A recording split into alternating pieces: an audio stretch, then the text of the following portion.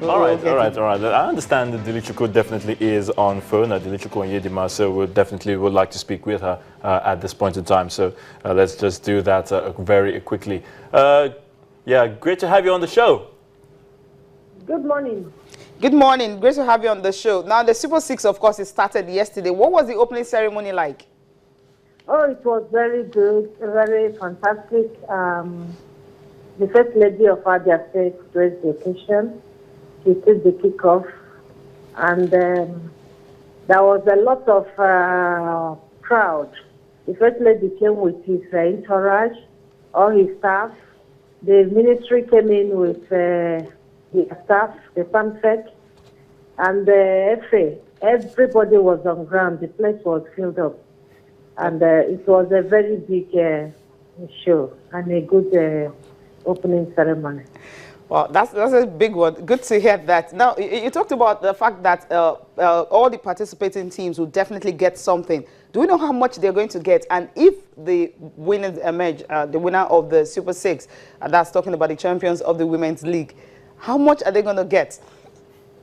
I don't know for now, but I was thinking that the First Lady or the governor will make pronouncements, but we don't know what. We are waiting for the last day so that we'll know what will come out of it. Okay, but right now, we don't know how much they're going to get, but definitely all the participating teams will definitely get something out of it. Yes. And also the winners. Yes.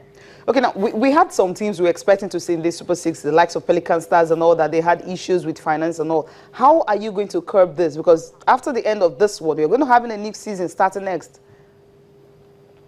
You know, Pelican had peculiar problems this year due to transition and change of government, which actually affected most of the states and their clubs. But I think there are a lot of promises. The government is going to make up what they didn't do the other time, and the Pelicans will come back to their position when the next season starts. All right, madam, when talking about when the league starts now, what are the things that you're putting in place, apart from rewards, things you're putting in place to ensure that the league is competitive, that, you know, for instance, maybe we have new winners, clubs, you know, not the dominant ones, being able to be very competitive?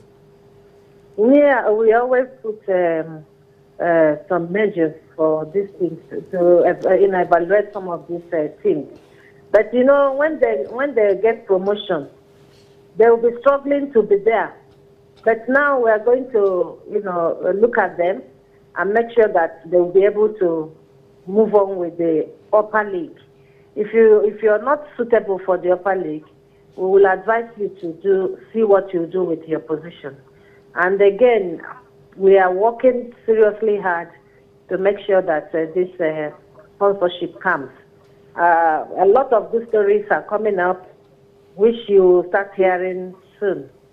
But we are still, you know, waiting to make announcements.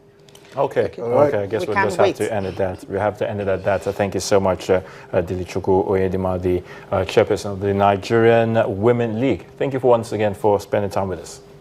Thank you so much. All right. We're going to hear the good news very soon. Yeah, I can't wait. Of course. Okay. I definitely can't wait. It will be very good. It will be very good. You know, there should always be rewards. You put efforts into something.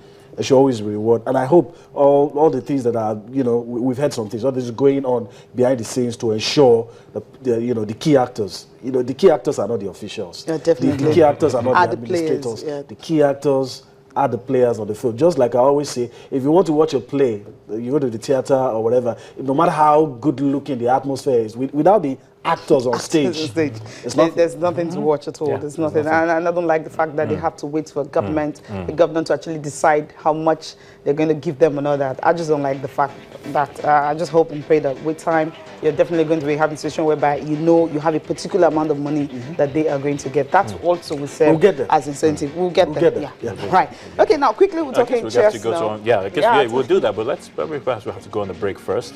Yeah, let's go on Okay. break.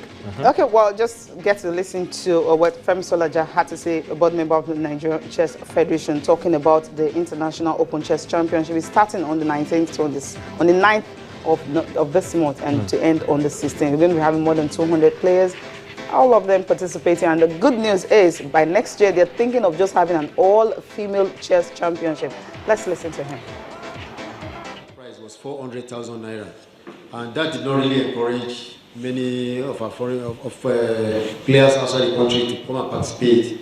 But this year, it has been increased to 1 million naira as the start price. And as I'm speaking with you now, if you go online, many players are already agitating on who should win the start prize. We don't have a price list for ladies. What we have is best ladies.